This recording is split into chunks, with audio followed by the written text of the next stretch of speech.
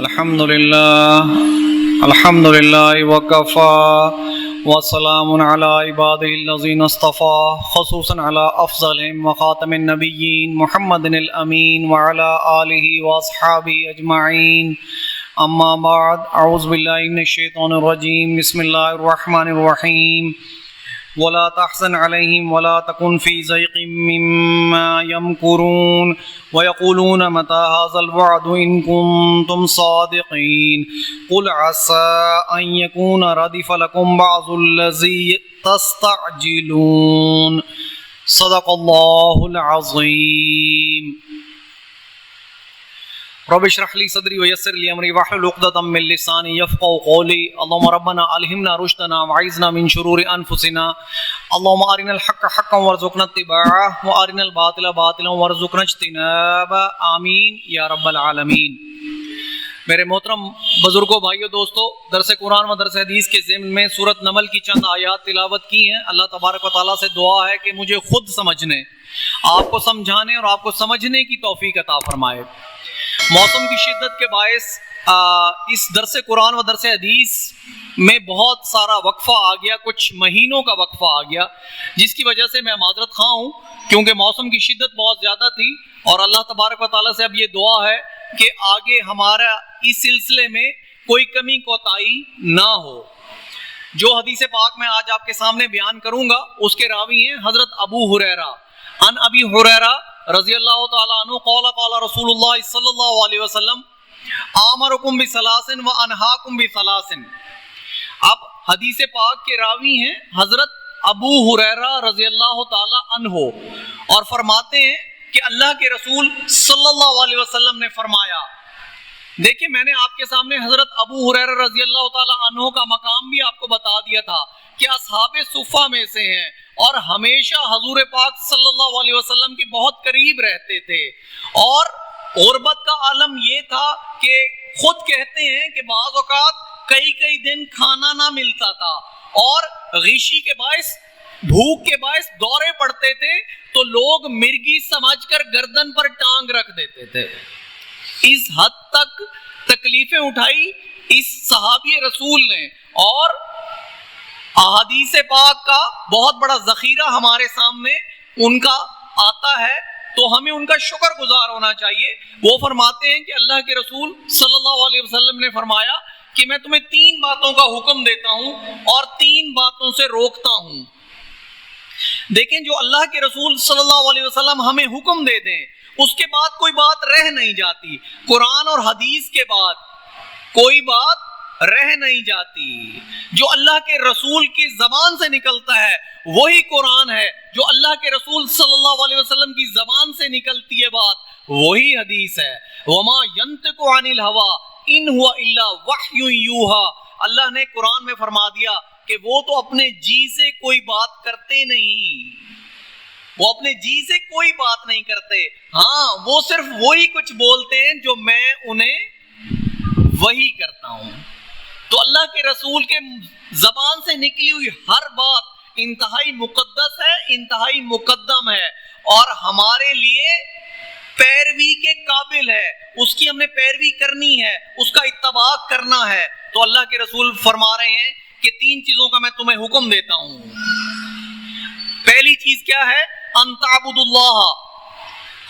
تعبد اللہ ولا تشرکوا بہ شیئا، کہ اللہ کی بندگی کرو اور اس کے ساتھ کسی قسم کا شرک نہ کرو، اس کے ساتھ کسی کو شریک نہ ٹھہراؤ۔ میں نے آپ کو اس بارے میں کئی دفعہ پہلے بھی گزشتہ دروس میں یہ بات آپ کو بتا دی تھی کہ بندگی کیا ہے۔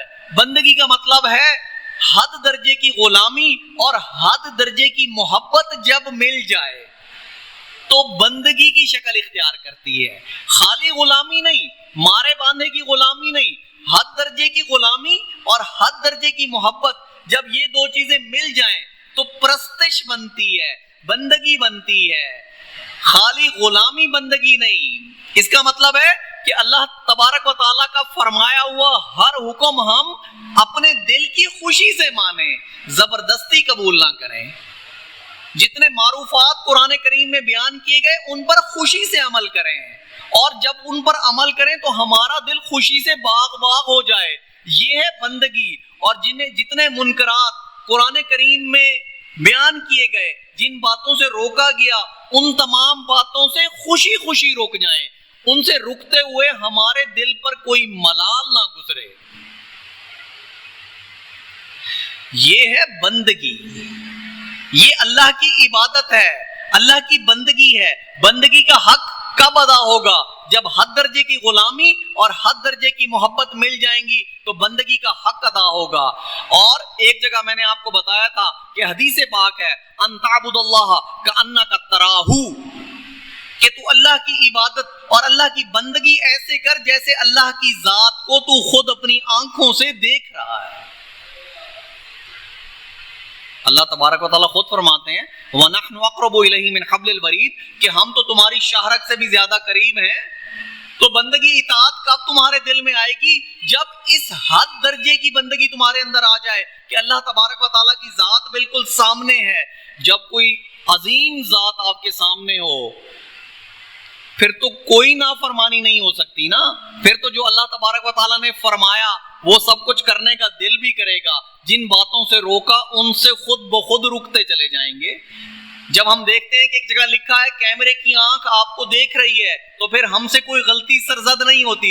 خوف کی کیفیت آ جاتی ہے کہ ہمیں دیکھا جا رہا ہے, ہمارا مشاہدہ کیا جا رہا ہے, ہماری سرویلنس رکھی جا رہی ہے. آج اس سرویلنس کی کیفیت, اس مشاہدے کی کیفیت ہمیں اپنے اندر پیدا کرنی ہوگی. ہمیں یہ یقین بنانا ہوگا کہ ہر لمحہ, ہر لحظہ اس ذات پاک کی ہم سویر قسم کی نگرانی میں ہیں.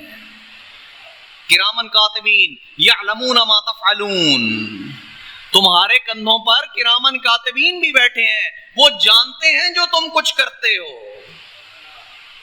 آپ کی تو کڑی سے کڑی نگرانی کی جا رہی ہے. تو بندگی کا حق کیسے ادا ہوگا؟ ان تعبد اللہ کأنک تراہ فإن لم تکن تراہ فإنہ یراک. اور اگر تیرے اندر ایسی کیفیت پیدا نہ ہو سکے کہ اللہ تبارک و تعالیٰ کی ذات کو تو خود دیکھ رہا ہے تو کم از کم یہ کیفیت تو پیدا کر لے کہ اللہ تبارک و تعالیٰ کی ذات تجھے دیکھ رہی ہے.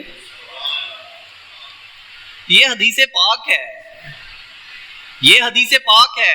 حدیث جبرائیل بھی کہتے ہیں جو میں نے آپ کے سامنے اب بیان کی کہ بندگی کا حق ایسے ادا ہوگا کہ جیسے تو دیکھ رہا ہے اللہ تبارک و تعالیٰ کی ذات کو, اگر ایسی کیفیت پیدا نہ ہو تو کم از کم یہ کیفیت تو پیدا کر لے جیسے اللہ تبارک و تعالیٰ کی ذات تجھے ہر وقت, ہر لحظہ, ہر آن دیکھ رہی ہے. تو سو رہا ہے, جاگ رہا ہے, چل رہا ہے, باتیں کر رہا ہے, تیری نگرانی ہو رہی ہے. اور جب تجھے اس بات کا ہر وقت احساس رہنے لگ جائے تو پھر دل کی کیفیت کیا ہوگی, دل کی پاکیزگی کا عالم کیا ہوگا؟ کبھی ہاتھ تیرا کسی گناہ کی طرف بڑھے گا؟ نہیں. کبھی تیری آنکھ میں بے حیائی آئے گی؟ نہیں. کبھی تیرا کان کوئی لغو بات سنے گا؟ نہیں. کبھی تیرے قدم کسی برائی کی طرف بڑھیں گے؟ نہیں. تو اللہ کے رسول نے یہی فرمایا کہ تو اللہ کی عبادت کر, اللہ کی بندگی کر. ان تعبد اللہ ولا تشرک به شیئا وان تعتصموا بحبل اللہ جميعا ولا تفرقوا, اور تم سب کے سب اللہ کی رسی کو مضبوطی سے تھام لو اور آپس میں تفرقہ نہ کرو. اللہ کی رسی قرآن مجید ہے. یہ قرآن کریم ہے جو اللہ کی رسی ہے جس پہ جڑ کر آج ہم ایک امت بن سکتے ہیں, ایک امت مسلمہ کی شکل اختیار کر سکتے ہیں. آج ہماری عزت ہو سکتی ہے اگر ہم سب لوگ یہ طے کر لیں, اس بات کا تہیہ کر لیں کہ قرآن کو پڑھنا بھی ہے, قرآن کو سیکھنا بھی ہے اور قرآن پر عمل بھی کرنا ہے. تلا یتلو, میں نے آپ کو بتایا تھا, والشمس وضحاها والقمر اذا تلاها. تلاوت کا مطلب ہے پیچھے چلنا. قسم ہے سورج کی اور اس کی دھوپ کی, قسم ہے چاند کی جب سورج کے پیچھے چلے. تو تلا یتلو کیا ہوتا ہے؟ تلاوت کرنا, قرآن کے پیچھے چل پڑیں. آج اگر ہم بحیثیت قوم قرآن کے پیچھے چل پڑیں تو پھر سمجھ لو کہ اللہ کی رسی کو ہم نے مضبوطی سے تھام لیا. پھر کیا فرقہ بازی, پھر کوئی فرقہ نہیں رہ جائے گا. میں کسی فرقے کا نام نہیں لیتا, پھر کوئی فرقہ رہ نہیں جائے گا. آپ سے پوچھا جائے گا کہ ہاں بھائی کیا ہو، تو آپ کے منہ سے نکلے گا میں تو مسلمان ہوں، میں نے تو اپنا سر تسلیم خم کر دیا اللہ کے سامنے۔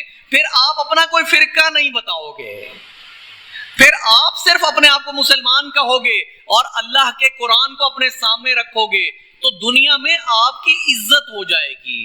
یہ قرآن وہ قرآن ہے جسے ایسے فرشتوں نے تھام بی ایدی سفرا کرام بررا، ایسے فرشتوں کے ہاتھ میں ہیں جو کہ بہت باعزت ہیں، بہت نیک ہیں۔ یہ تو قرآن پاک وہ چیز ہے۔ اللہ تبارک و تعالی اس کے بارے یہی فرما رہے ہیں، کلا انہ تذکرہ،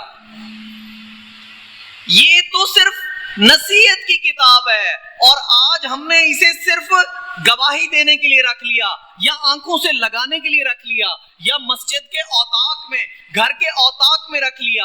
یہ کتاب تو نصیحت کے لیے آئی تھی۔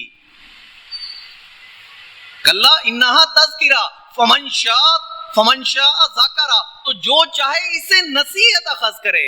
ہم نے تو اسے نصیحت لینی تھی، آج ہم نے اسے وصیت کے لیے بنا کے رکھ دیا۔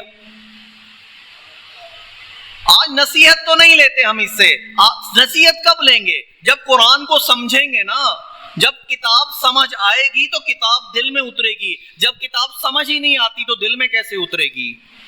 تو اللہ کے رسول نے دوسری بات یہی کی کہ تم سب کے سب اللہ کی رسی کو تھام لو اور آپس میں تفرقہ نہ کرو۔ یہ اللہ کے رسول صلی اللہ علیہ وسلم نے کہا کہ یہ دوسری بات ہے جس کا میں تمہیں حکم دیتا ہوں۔ وَتَسْمَعُوا وَتُطِيعُوا، اور اللہ کے رسول نے فرمایا کہ تم سنو اور اطاعت کرو۔ اس کا کیا مطلب ہے؟ کہ اللہ کے دین کو غالب کرنے کے لیے ہمیشہ کوئی ایسی جماعت میں شمولیت اختیار کرنی پڑے گی جو اللہ کے دین کو قائم کرنے کے لیے کوشاں ہو۔ لمن واللہ اللہ امرکم، تم سنو اور اطاعت کرو اس امیر کی جو اللہ نے تمہارے اوپر مقرر کر دیا ہو، مطلب ایسے جماعت میں شمولیت بھی ہو اور اس کے امیر کی کلی اطاعت بھی ہو، تب جا کر رسول کریم کی اس بات کا مقصد پورا ہو جائے گا کہ تم سنو اور تم اطاعت کرو۔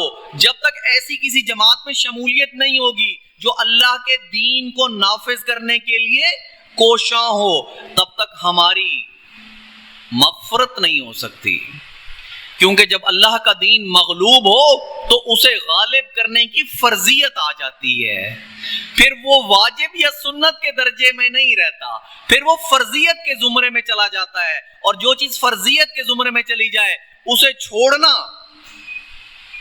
پھر وہ قابل گرفت ہو جائے گا، وہ اللہ کی نظر میں مجرم ہو جائیں گے، ملزم ہو جائیں گے، قیامت کے روز پھر مجرموں کی لسٹ میں چلے جائیں گے، قیامت کے روز مجرموں کی لسٹ میں چلے جائیں گے۔ اللہ تبارک و تعالیٰ یہی سوال کریں گے کہ میرا دین مغلوب تھا تو تو نے میرے دین کو غالب کرنے کے لیے کیا کوشش کی، یا کہ تو اپنی ساری کی ساری زندگی معاش کے چکر میں لگا کے رکھی، تو نے اپنی سہولیات بڑھانے کے چکر میں اپنی زندگی لگا کر رکھی، یا میرا دین مغلوب تھا تو نے اس طرف بھی سوچا، پورے دن میں تو نے آدھا گھنٹہ ہی سوچا ہو کہ اللہ کا دین مغلوب ہے، میں اللہ کے دین کو غالب کرنے کے لیے کیا کوشش کر رہا ہوں، کیا میں خود قرآن سیکھ رہا ہوں، کیا میں خود قرآن پر عمل کر رہا ہوں، کیا میں لوگوں تک اللہ کا یہ پیغام پہنچا رہا ہوں؟ تو پھر تو اللہ کے رسول کی بتائی ہوئی اس حدیث کے تیسرے حصے پر ہم عمل کریں گے، وَتَسْمَعُوا وَتُطِيعُوا لمن واللہ اللہ امرکم، کہ اپنے جو اللہ نے تم پر امیر مقرر کیا ہو اس کی بات سنو بھی صحیح اور اس کی اطاعت بھی کرو۔ وہ امیر وہ ہوگا جس کی کوئی بھی بات قرآن اور حدیث کے منافی نہیں ہوگی، اس کے بارے بھی میں آپ کو کسی وقت بتاؤں گا۔ موسم جیسے کچھ بہتری اختیار کرتا ہے تو ہم یہ باتیں آہستہ آہستہ کھول کر آپ کے سامنے رکھیں گے کہ امیر کیسا ہونا چاہیے، امیر کی کیا خصوصیات ہونی چاہیے، تو تب جا کر یہ تیسرا حصہ پورا ہوگا۔ تو اب اللہ کے رسول فرما رہے ہیں وَأَنْهَاكُمْ بِثَلَاثٍ، اور میں تمہیں 3 باتوں سے منع کرتا ہوں، عن قیل وقال، کہ تم کیل اور کال نہ کیا کرو، کٹ حجتی نہ کیا کرو، بحث نہ کیا کرو، وکثرت السوال، اور سوالوں کی کثرت نہ کیا کرو، وعزات المال، اور اپنے مال کو ضائع نہ کیا کرو۔ اب سن لو ان کے بارے میں کچھ چند گزارشات ہیں کہ سوال، کیل کال کیا ہوتا ہے، بال کی کھال اتارنا کیا ہوتا ہے، بحث کرنا کیا ہوتا ہے۔ جب آپ کا دل کسی کام کرنے پر آمادہ نہ ہو، آپ حق کی بات سمجھ تو رہے ہوں، حق کی بات آپ کے دل میں اتر بھی رہی ہو، لیکن آپ اسے ماننے کے لیے تیار نہ ہو، تو پھر آپ کیا کرتے ہیں؟ پھر آپ بال کی کھال اتارنا شروع کر دیتے ہیں، پھر آپ علمی مسائل میں گھس جاتے ہیں، پھر کیل کال کرنا شروع کر دیتے ہیں، بحث مباحثے تو بڑے بڑے کرتے ہیں لیکن کرنے والا کام نہیں کرتے۔ اسی سے اللہ کے رسول نے صلی اللہ علیہ وسلم روکا ہے۔ اب قرآن کریم اس بارے میں کیا کہتا ہے؟ سورۃ المدثر میں آپ کو بتا رہا ہوں، عن المجرمین ما سلککم فی سقر، مجرموں کے بارے ان سے پوچھا جائے گا کہ تم جہنم کی آگ میں کیوں ڈالے گئے؟ ان سے سوال کیا جائے گا مجرموں سے کہ تم جہنم کی آگ میں کیوں ڈالے گئے؟ آج تم جہنم کی آگ تمہیں جلا رہی ہے، تم اس جلانے والی آگ میں، دل دہلا دینے والی آگ میں، اور جو دل کو پھاڑ دے گی اس آگ میں کیوں ڈالے گئے؟ تو وہ کیا جواب دیں گے؟ قالوا لم نک من المصلین، وہ کہیں گے کہ ہم نماز پڑھنے والوں کے ساتھ نماز نہیں پڑھا کرتے تھے۔ پہلا جواب کیا دیں گے؟ کہ ہم نماز پڑھنے والوں کے ساتھ نماز نہیں پڑھا کرتے تھے۔ وَلَمْ نَكُ نُطْعِمُ الْمِسْكِينَ، اور ہم مسکینوں کو کھانا کھلانے والوں کے ساتھ انہیں کھانا نہیں کھلایا کرتے تھے۔ اور تیسری بات کیا کریں گے؟ وَكُنَّا نَخُوضُ مَعَ الْخَائِضِينَ، اور ہم تو بحث مباحثہ کرنے والوں کے ساتھ، کٹ حجتیاں کرنے والوں کے ساتھ کٹ حجتیاں کرتے رہتے تھے، بحث مباحثہ کرتے رہتے تھے، اور جو عمل کرنے کی بات تھی اس پر نہیں جاتے تھے۔ وَكُنَّا نَخُوضُ مَعَ الْخَائِضِينَ وَكُنَّا نُكَذِّبُ بِيَوْمِ الدِّينِ، اور ہم تو سزا و جزا کے دن کا انکار کرتے تھے۔ اگر زبان سے نہیں کرتے تھے تو کم از کم دل سے اس کا انکار کرتے تھے، دل میں اس کا یقین نہیں تھا۔ اگر کسی چیز کا دل میں یقین نہ ہو تو پھر وہ انکار ہی ہوتا ہے نا۔ اگر آپ کو آخرت کا یقین نہیں تبھی تو آپ دنیا میں جھوٹ بولیں گے، اگر آپ کو آخرت کا یقین نہیں تبھی تو آپ دنیا میں رشوت لیں گے، اگر آخرت کا یقین نہیں تبھی تو آپ سود کھائیں گے، اگر آخرت کا یقین نہیں تبھی تو آنکھ کا زنا ہوگا، تبھی تو ہاتھ کا زنا ہوگا۔ غرض جتنے منکرات ہوں گے وہ کیوں ہم سے سرزد ہو جاتے ہیں؟ کہ ہمیں آخرت کا یقین ہی نہیں، کہ ہم نے ایک دن اللہ تبارک و تعالیٰ کے سامنے کھڑے ہو کر جواب دہی ہونی ہے ہماری، ہمیں اس بات کا یقین نہیں۔ کلا بل تحبون العاجلہ وتذرون الآخرہ، ہرگز نہیں، تم تو دنیا کو پسند کرتے ہو اور تم نے آخرت کو پس پش ڈال رکھا ہے۔ وجوہ یومئذ ناظرہ الی ربہا ناظرہ، اس دن کچھ چہرے تو ایسے ہوں گے جو سرسبز و شاداب ہوں گے، کھلے ہوں گے، الی ربہا ناظرہ۔ ناصر صاحب بیٹھے ہیں ہمارے ٹیچر، عربی زبان کے ٹیچر ہیں، فارسی بھی پڑھاتے ہیں۔ یہاں ایک زواد ہے ایک زوئے ہے، کچھ چہرے ہوں گے سرسبز و شاداب ہوں گے، اور ناظرہ کیا ہے؟ اپنے رب کی طرف دیکھتے ہوں گے۔ اس کا مطلب ہے کہ وہ لوگ جو نیک ہوں گے انہیں دیدار الہی قیامت کے روز ہی نصیب ہو جائے گا۔ وہ نیک لوگ ہوں گے، انہیں اچھے ریزلٹ کی توقع ہوگی، اس لیے تو ان کے چہرے سرسبز و شاداب ہوں گے، کھلے ہوئے ہوں گے۔ اور اس دن کچھ چہرے کیا ہوں گے؟ وَوُجُوهٌ يَوْمَئِذٍ بَاسِرَةٌ، کچھ چہرے وہ جو ہوں گے لٹکے ہوئے ہوں گے، اداس ہوں گے، جھکے ہوئے ہوں گے، گردنیں جھکی ہوئی ہوں گی۔ تَظُنُّ أَن يُفْعَلَ بِهَا فَاقِرَةٌ، آج انہیں اس بات کا پکا یقین ہوگا کہ آج ان سے کمر توڑ معاملہ کیا جائے گا، انہیں وہ عذاب دیا جائے گا جو ان کی کمریں توڑ دے گا۔ کچھ چہرے ایسے ہوں گے۔ تو جب آخرت کا یقین دل میں نہ ہو تو کوئی کام بھی آپ سے اچھا سرزد نہیں ہوتا، اور اگر آخرت کا یقین دل میں پختہ ہو جائے تو پھر ہر کام آپ سے اچھا سرزد ہوتا ہے۔ تو اللہ کے رسول صلی اللہ علیہ وسلم نے کیا فرمایا کہ تم بحث مباحثے میں نہ پڑا کرو، کثرت سوالوں کی کثرت نہ کیا کرو، بلکہ عمل کی طرف توجہ دیا کرو، وعظات المال، اور مال کو ضائع نہ کیا کرو، کیونکہ اس مال کی پوچھ گچھ ہونی ہے۔ لا تزول قدم ابن آدم کے بیٹے کے قدم اللہ تبارک و تعالیٰ کے سامنے سے قیامت کے روز ہٹ نہیں سکیں گے جب تک وہ 5 چیزوں کا جواب نہیں دے دے گا۔ ان 5 باتوں میں 2 باتیں یہ بھی ہیں کہ مال کمایا کہاں سے۔ آپ کہہ دو گے کہ اے رب کریم مال تو حلال سے کمایا تھا، یہاں تو پاس ہو گئے کہ مال تو حلال سے کمایا تھا، پھر اگلے سوال کا کیا کرو گے کہ جب اللہ تبارک و تعالیٰ فرمائیں گے کہ مال خرچ کہاں کیا؟ ہم نے تو مال خرچ کیا اپنے گھر بنانے پہ، اپنے گاڑیاں لینے پہ، اپنی فیسلٹیز اور اپنی آسائشوں پر خرچ کیا، اللہ کا دین مغلوب تھا، اسے غالب کرنے کے لیے خرچ نہیں کیا، تو یہاں تو پکڑے گئے۔ پھر یہ ضروری نہیں کہ حلال مال کما لو تو پھر وہ اپنی مرضی سے خرچ کر سکتے ہو، نہیں، تم مال خرچ کرنے میں بھی آزاد نہیں، چونکہ تم تو غلام ہو۔ جب تم نے کہا کہ میں مسلمان ہوں تو تم نے اپنا سر تسلیم خم کر لیا اللہ کے سامنے، اپنے آپ کو غلام اور عبد کہہ دیا۔ وہ آت المال علی حب ذوی القربى والیتامى والمساکین وابن السبیل والسائلین وفی الرقاب، یہ ہے مال خرچ کرنے کی جگہیں جو اللہ تبارک و تعالیٰ نے قرآن پاک میں بیان کی ہیں کہ یہاں خرچ کرو مال اپنا۔ اس کی تفصیل میں جاؤں گا تو دیر ہو جائے گی، موسم ابھی بھی سخت ہے، موسم ابھی بھی سخت ہے، اس لیے اللہ تبارک و تعالیٰ سے دعا ہے کہ مجھے اللہ توفیق دے کہ میں آپ کے سامنے باتوں کو بیان کر سکوں۔ اس مال کے بارے ایک آیت اور بھی سن لیں کہ جو اللہ کے بندے ہیں، والذین اذا انفقوا لم یسرفوا ولم یقتروا وکان بین ذلک قواما، کہ اللہ کے بندے تو وہ ہیں کہ جب مال خرچ کرتے ہیں تو نہ اسراف کرتے ہیں، نہ زیادہ خرچ کرتے ہیں، نہ بخل سے کام لیتے ہیں، نہ کنجوسی کرتے ہیں، نہ زیادہ خرچ کرتے ہیں، بلکہ ان کا رویہ تو ہوتا ہے کہ وہ بین رہتے ہیں۔ والذین اذا انفقوا لم یسرفوا ولم یقتروا وکان بین ذلک قواما، یہ ہیں اللہ کے بندے جو مال کو خرچ بھی پھونک کر کرتے ہیں، جیسے اللہ نے بتایا ویسے خرچ کرتے ہیں۔ قرآن پاک کی آج صرف ایک آیت کا ترجمہ آپ کے سامنے کروں گا اور پھر اجازت چاہوں گا، چونکہ موسم ابھی بھی بہت گرم ہے۔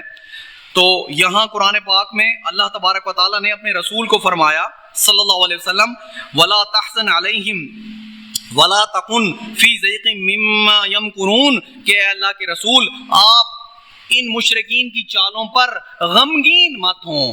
اللہ اپنے محبوب کو تسلی دے رہا ہے کہ اے میرے محبوب صلی اللہ علیہ وسلم، اللہ تبارک و تعالیٰ اور اس کے فرشتے بھی آپ پر درود بھیجتے ہیں۔ آپ قاری صاحب آپ کے سامنے پڑھتے ہیں ان اللہ وملائکتہ یصلون علی النبی، وہ بھی درود پڑھتے ہیں، تو ہم پر تو درود پڑھنا پھر فرضیت میں آ گیا نا۔ تو اللہ فرما رہے ہیں اپنے رسول سے کہ آپ ان مشرکین کی باتوں پر غمگین مت ہوں، اور آپ کا سینہ ان کی چالوں کی وجہ سے بھچنا نہ چاہیے، آپ کے دل میں کوئی تنگی نہ آئے ان کی چالوں کی وجہ سے۔ آپ کا کام ہے فذکر انما انت مذکر، آپ صرف ان تک بات کو پہنچا دیں، چونکہ آپ نصیحت کرنے والے ہیں۔ انہیں ہدایت دینا یا نہ دینا یہ اللہ تبارک و تعالیٰ کی ذات کا کام ہے۔ اللہ تبارک و تعالیٰ سے دعا ہے کہ مجھے اور آپ کو پوری کی پوری ہدایت پر آنے کی توفیق عطا فرمائے، اور آپ دوستوں سے درخواست ہے کہ وقت پر تشریف لایا کریں۔ صرف 15 سے 20 منٹ کا یہ درس ہوتا ہے جس میں بات کو مختصر کر کے آپ کے سامنے رکھا جاتا ہے، تو اس سے آپ اور میری اگر آخرت سنور جائے تو اور ہمیں کیا چاہیے۔ وآخر دعوانا ان الحمد للہ رب العالمین۔